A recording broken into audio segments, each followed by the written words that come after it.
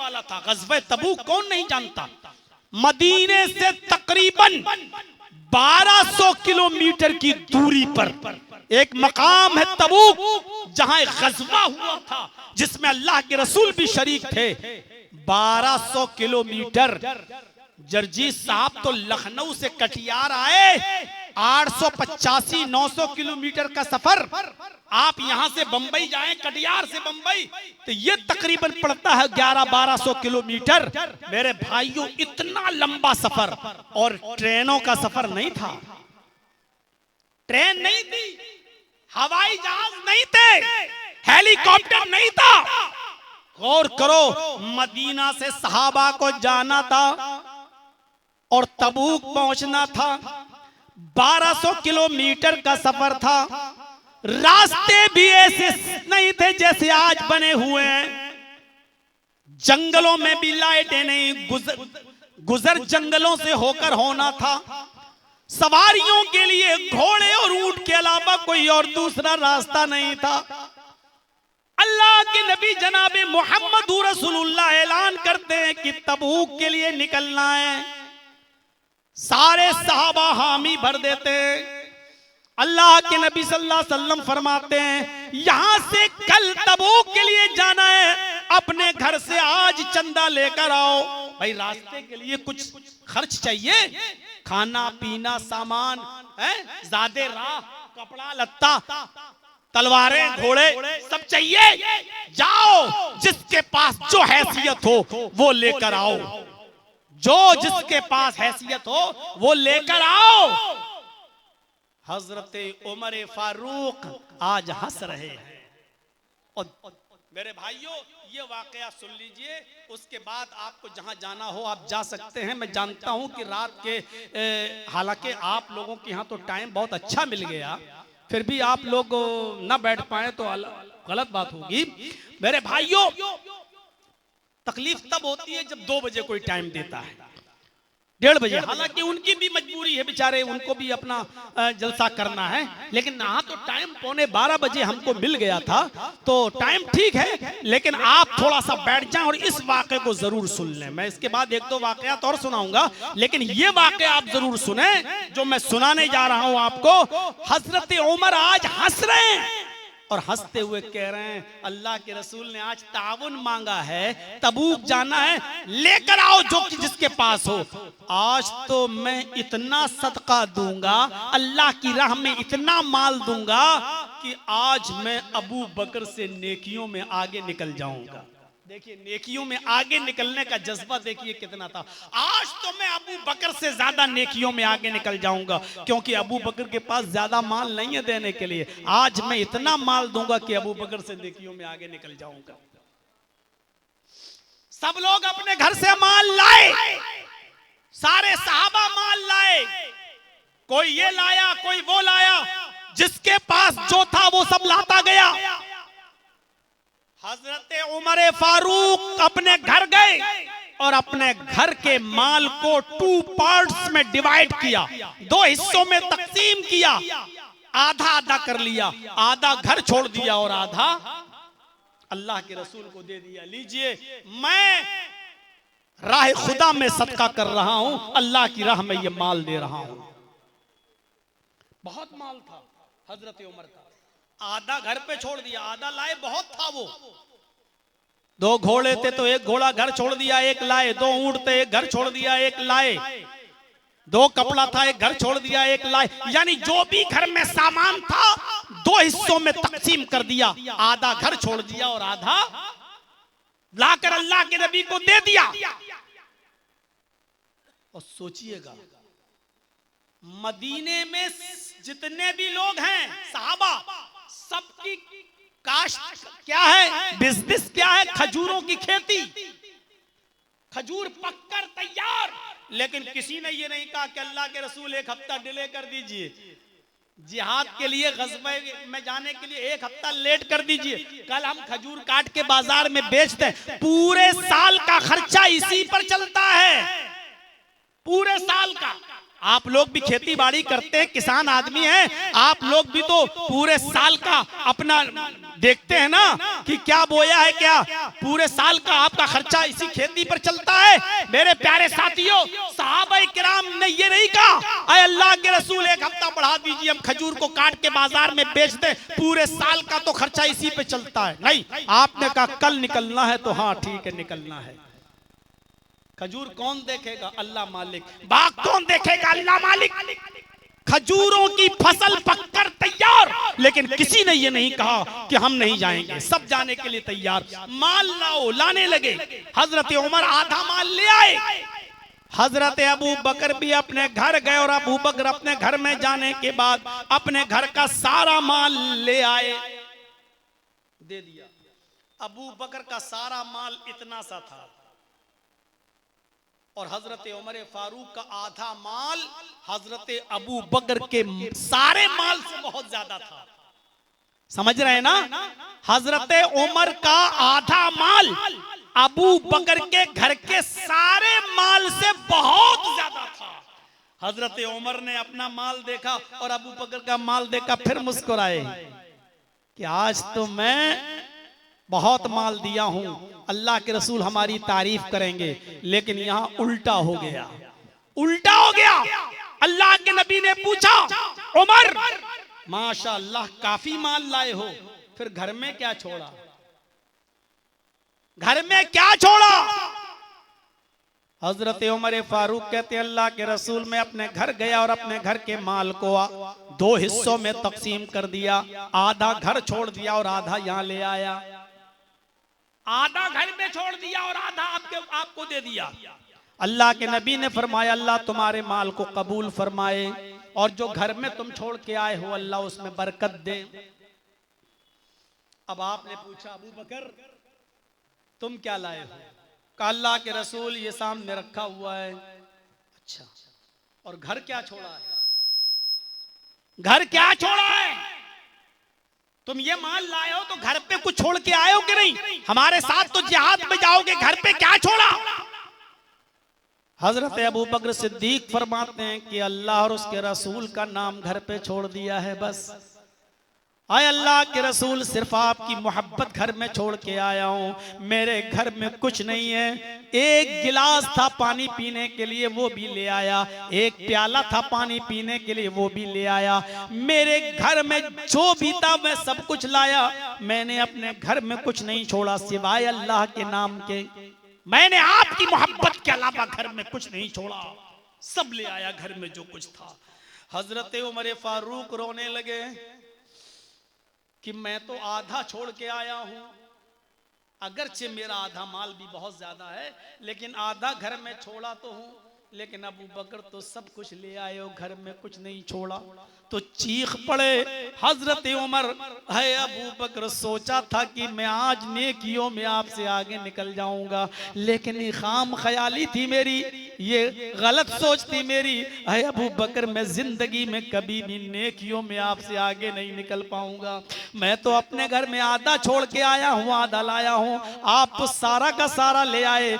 उमर उस माल का कैसे मुकाबला कर सकता है जो घर में सिर्फ अल्लाह और उसके रसूल की मोहब्बत छोड़ के आया हो और कुछ न छोड़ा हो।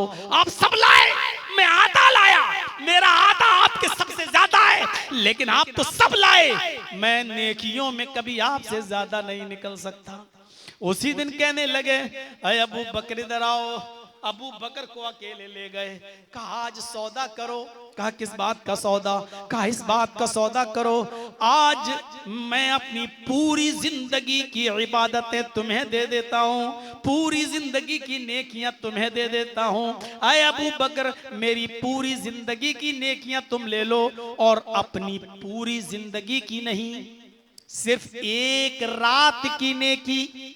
जिस रात आप गारे सौर में थे और अल्लाह के रसूल सल्लल्लाहु अलैहि वसल्लम का सर आपकी गोद में था, और आपके पैर में बिच्छू काट रहा था, जहरीला जानवर काट रहा था, लेकिन आप पैर इसलिए नहीं हिला रहे थे कि अगर पैर हिल गया तो मोहम्मदुर रसूलुल्लाह की नींद खुल जाएगी, आपकी आंख खुल जाएगी और आपकी नींद में डिस्टर्ब हो जाएगा। सिर्फ उस रात की ये नेकी मुझे दे दीजिए और बदले में सारी मेरी जिंदगी की इबादतें और नेकियां ले लीजिए, क्योंकि मुझे उम्मीद है आपकी वही एक रात की एक नेकी मेरी पूरी जिंदगी की इबादत पर भारी होगी।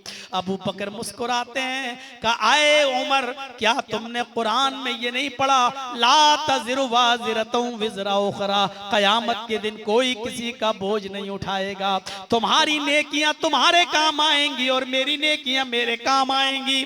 वहां हमारी नेकियां देने से काम नहीं चलेगा और मैं अपनी नेकी तुम्हें दूं तो काम नहीं चलेगा। क़यामत के दिन तो सब अपना अपना नफसी नफसी के आलम में होंगे और सबको अपनी अपनी होगी। ये सौदा जायज नहीं है, ये सौदा गलत है, ये सौदा किसी कीमत पर जायज नहीं है। मेरे प्यारे साथियों, अंदाजा लगाओ, हजरत उमर फारूक कहते हैं कि मैंने सोचा था आज नेकियों में आगे निकल जाऊंगा, लेकिन नेकियों में आगे नहीं निकल पाए।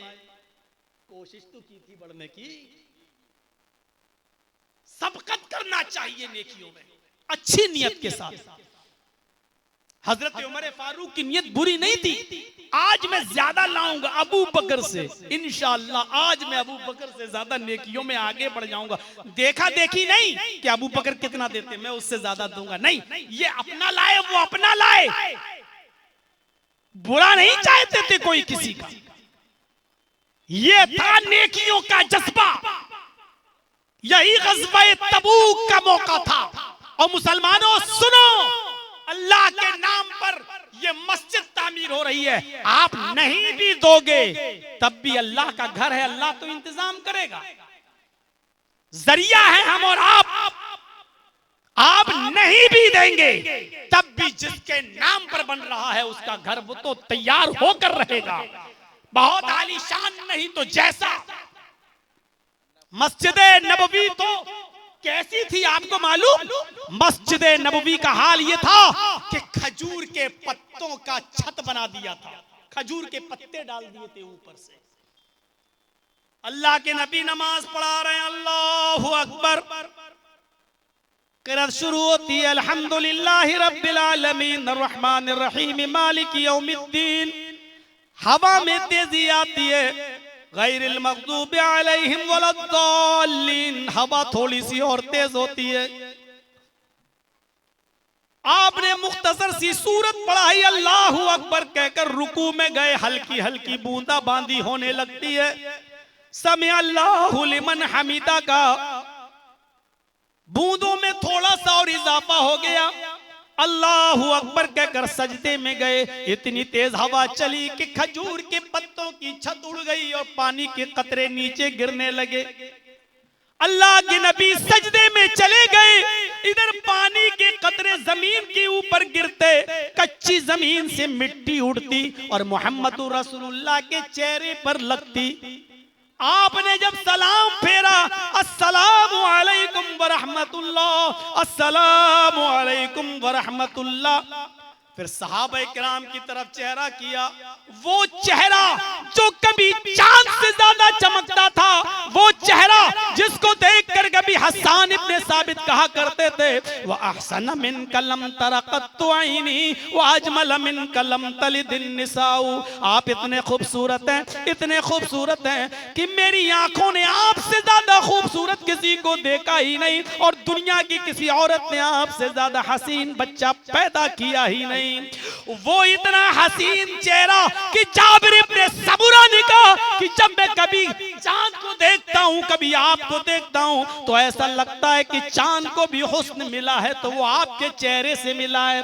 इतना खूबसूरत चेहरे पे मिट्टी छाई हुई है। सहाबा किराम को अल्लाह के नबी सल्लल्लाहु अलैहि वसल्लम के चेहरे पर लगी हुई है मिट्टी दिखाई दी तो अल्लाह के नबी हाथ फैलाकर मस्जिद नबवी के लिए ताउन मांगने लगे। ओ लोगों, अल्लाह के घर के लिए कुछ दीजिए। हजरत उस्मान गनी उठते हैं और कहते हैं अल्लाह के नबी, इसमें जितना भी खर्चा आएगा वो मैं देने के लिए तैयार हूं। अकेले आपने दामन फैलाया सबसे मांगा, लेकिन हजरत उस्मान गनी ने अकेले कह दिया इस मस्जिद नबी पे लैंटर डालने की जिम्मेदारी मेरी तरफ से, जितना भी खर्च होगा वो हम देंगे। ऐसा कौन है आज के जमाने में मेरे भाइयों जो पूरा का पूरा मस्जिद बनाने के लिए तैयार हो जाए, ज्यादा से ज्यादा देने के लिए तैयार हो जाए। यही ग़ज़वा तबूक था जिसके जो अभी हम बयान कर रहे थे। अल्लाह के रसूल जब सहाबा से मांगने लगे कि अल्लाह की राह में दो, तो ऊंटों की जरूरत पड़ी, तो आपने कहा कोई है जो 100 ऊंट दे दे, कोई है जो 100 ऊंट दे दे, अल्लाह जन्नत देगा।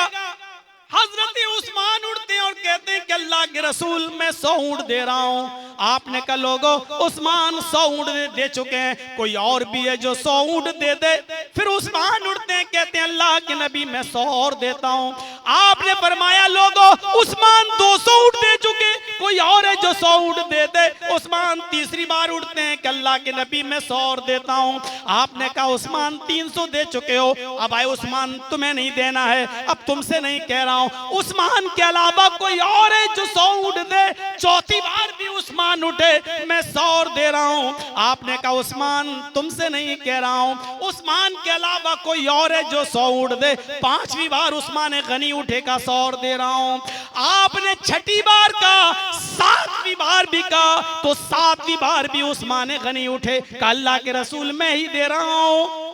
जब कोई नहीं उठा उस्मान उठते गए, यानी हर मामले में आगे बढ़ते गए। आप 100 मांगते थे, उस्मान ने कहा मैं 100 दे रहा हूं। आपने कहा 100 और चाहिए, उस्मान ने कहा 100 और दे रहा हूं। आपने कहा उस्मान के अलावा कोई और है जो 100 दे, उस्मान फिर उठेगा 100 और दे रहा हूं।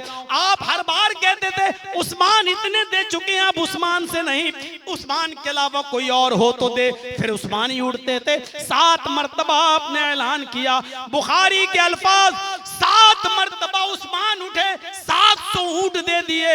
तब अल्लाह के नबी ने फरमाया उस्मान तुमने आज 700 ऊंट देकर इतना बड़ा कारनामा अंजाम दिया, इतना नेक काम किया कि अभी जिब्रील ने आकर कहा कि उस्मान से कह दो कि मा ज़र्रा उस्मान, मा ज़र्रा उस्मान मा मिला बादल यौम क़त्तु, आज के बाद मेरा उस्मान एक भी नेक काम न करे फिर भी अल्लाह उसको जन्नत देकर रहेगा। एक भी नेक काम न करे फिर भी अल्लाह उसको जन्नत देकर रहेगा। ये था नेक काम करने में आगे बढ़ना और जल्दी करना। किसी दूसरे को उड़ने ही नहीं दे रहे, मैं 100 दे रहा हूं, फिर ऐलान किया कोई और फिर उड़े मैं दे रहा हूं 100 ऊंट, फिर ऐलान किया कोई और है 100, फिर हजरत उस्मान उठ रहे हैं। ये थी सबकत, नेक कामों में आगे बढ़ना। ग़ज़वा ओहद हो रही है, ओहद की जंग हो रही है, होने वाली। एक देहाती आदमी है बेचारा, नया नया इस्लाम लाया, खजूर खाता हुआ आ रहा है।